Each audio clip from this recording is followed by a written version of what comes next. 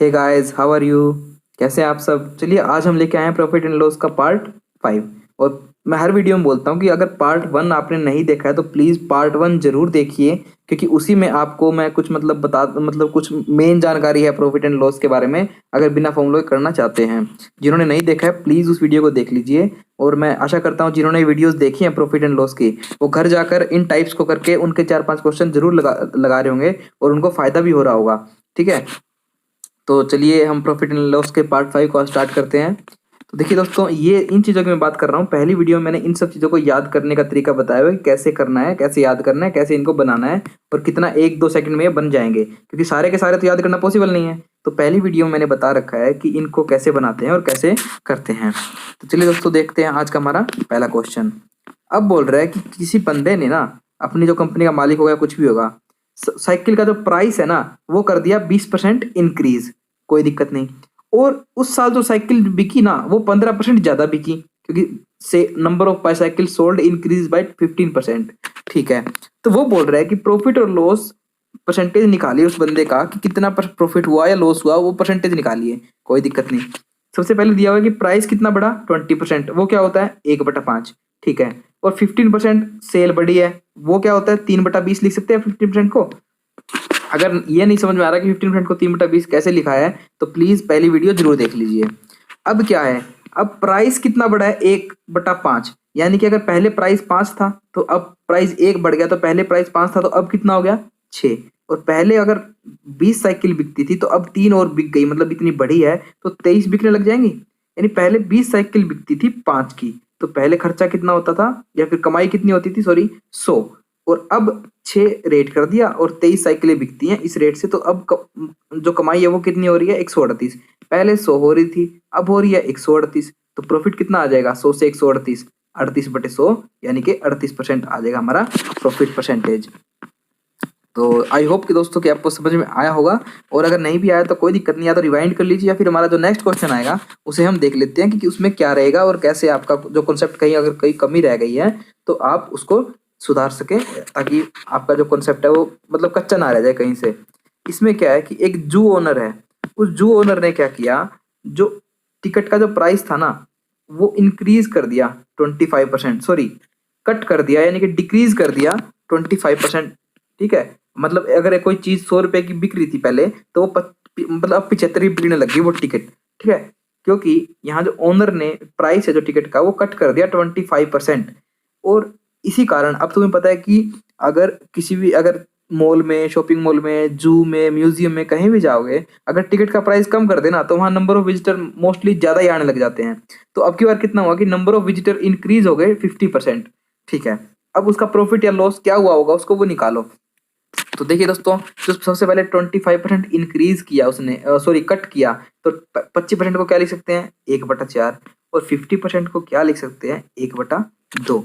तो देखिए दोस्तों, पहले अगर प्राइस ये कट हुआ है, ठीक है, पहले प्राइस अगर 4 था, ठीक है, तो इतने कटौती हो गई, तो अब प्राइस कितना बन जाएगा 4 का क्या रह जाएगा 3 रह जाएगा। और जो टिकट्स बिकी या फिर नंबर ऑफ विजिटर्स आए वो 50% बढ़ गए, मतलब अगर 2 आ रहे थे तो वो 3 आने लग गए, क्योंकि देखो पहले 2 थे, एक बढ़ गए, तो 2 और 1 कितना हो गया 3। पहले 4 का प्राइस था टिकट का 3 हो गया, और पहले 2 अगर बंदे आ रहे थे तो अब 3 बंदे आने लग गए, क्योंकि 50% इंक्रीज हो गया। ठीक है, तो पहले इतना प्राइस था और इतनी टिकट बिक रही थी तो टोटल कमाई हो रही थी 8। अब इतना प्राइस और इतनी टिकट बिक रही है, अब कमाई हो गई 9। तो पहले कमाई हो रही थी 8, अब कमाई हो रही है 9, तो कितनी इंक्रीज हुई 1। एक कितने पे इंक्रीज हुई 8 पे, क्योंकि पहले वाले पे। ठीक है, तो ये हमारा आ गया प्रॉफिट परसेंटेज, क्योंकि उसको अब प्रॉफिट हो गया इतना। अगर कम होती तो उसको हो रहा होता लॉस, तो लॉस परसेंटेज हमारा आ जाता। तो चलिए दोस्तों, ऐसा ही एक और क्वेश्चन देख लेते हैं हम। ठीक है, अब क्या है कि एक मैनेजर ने ना कुछ दिमाग में उसके आइडिया आया।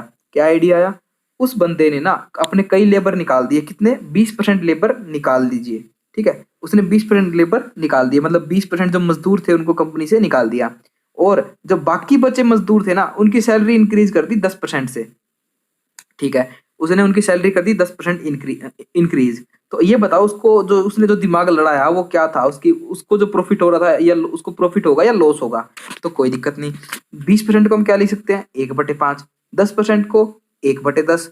तो जो नंबर थे पहले, नंबर तो कट हो गए ना, 1/5 कट हो गए, यानी पहले 5 थे तो अब कितना, 1 कट हो गए, तो पहले नंबर ऑफ लेबर 5 थे तो अब कितने नंबर ऑफ लेबर रह जाएंगे, 4। और पहले सैलरी, और अब सैलरी बढ़ाई है 1/10, पहले पहले सैलरी 10 थी तो 1 बढ़ जाएगी 10 में, तो सैलरी अब हो जाएगी 11। मतलब पहले इतने बंदे होते थे और इतनी सैलरी लेते थे, तो टोटल सैलरी वो देता था बंदा, जो मैनेजर था वो 50, और अब वो 4 बंदों को 11 रुपए के हिसाब से 44 रुपए देता है। मतलब पहले जो मैनेजर था वो 50 रुपए देता था, ठीक है टोटल, अब मैनेजर देता है 44 रुपए, तो मैनेजर को तो फायदा हुआ, मैनेजर को 6 रुपए का फायदा हुआ, कितने पे, 50 पे, तो इतना परसेंटेज उसको प्रॉफिट हो गया, कितना, 12% उसको प्रॉफिट हो गया।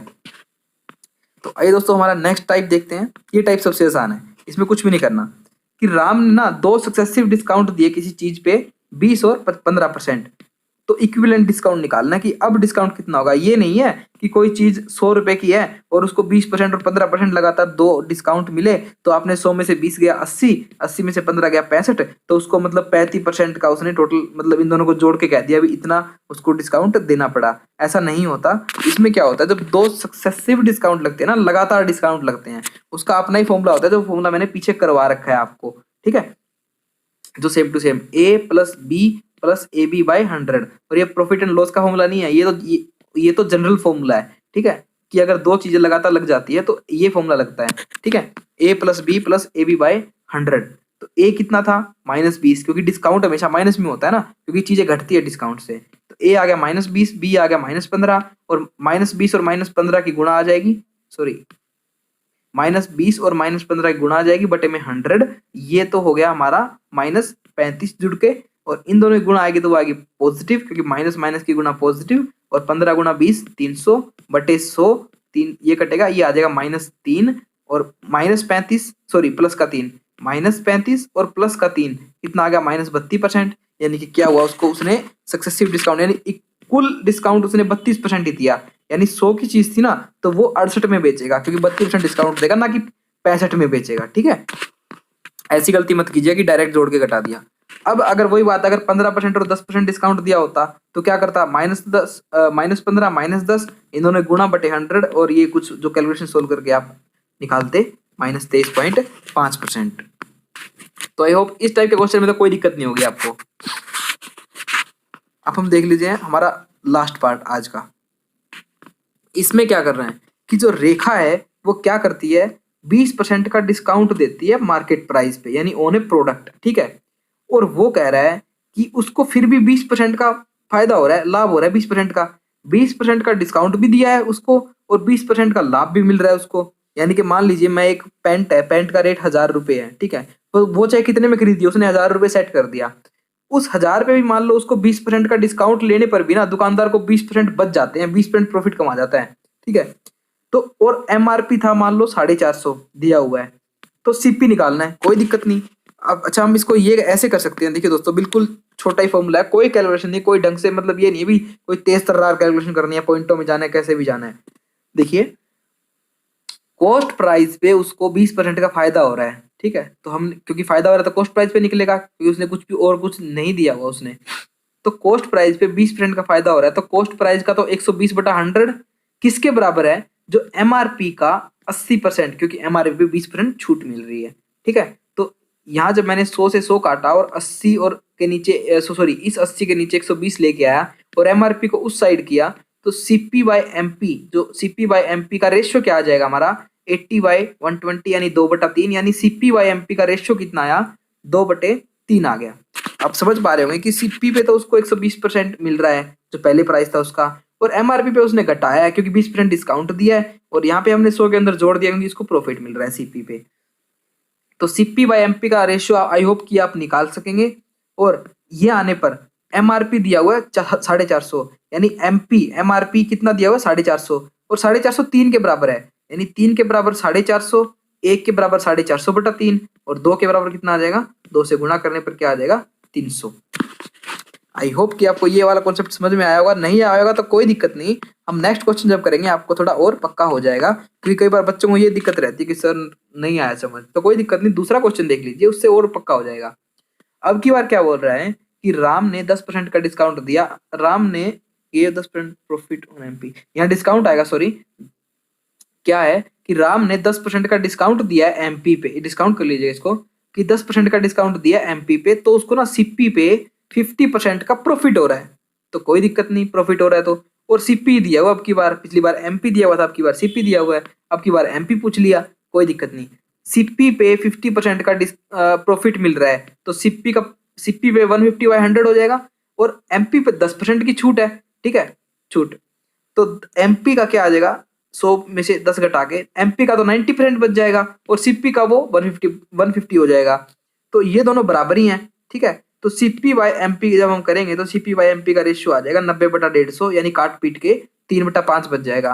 और अब की बार सीपी दिया हुआ है कितना, 300, तो 300 के बराबर है, तो 5 किसके बराबर होगा, कोई दिक्कत नहीं, आप निकाल सकते हैं, 500 के बराबर होगा, यानी एमपी कितना हो जाएगा, 500। तो आई होप दोस्तों कि आपको प्रॉफिट एंड लॉस के इतने सारे मैंने क्वेश्चंस किए, वो भी बिना फॉर्मूला के, तो आप भी ऐसे मतलब इन फॉर्मूला को सीख गए होंगे कि कैसे आएगा, कैसे करने हैं, कैसे हमारा टाइम बचाना है, कैसे और बच्चों से आगे निकलना है और सिलेक्शन लेना है। तो आई होप दोस्तों अगर आपको ये वीडियो पसंद आई हो तो लाइक कीजिए, और कमेंट करके बताइए आपको कैसा लगा, क्या आपका टाइम कम हुआ या नहीं हुआ, ठीक है। और थैंक यू फॉर वॉचिंग, और ज़्यादा से ज़्यादा शेयर कीजिए ताकि सबका भला हो जाए। एंड तब तक के लिए हैव ए नाइस डे।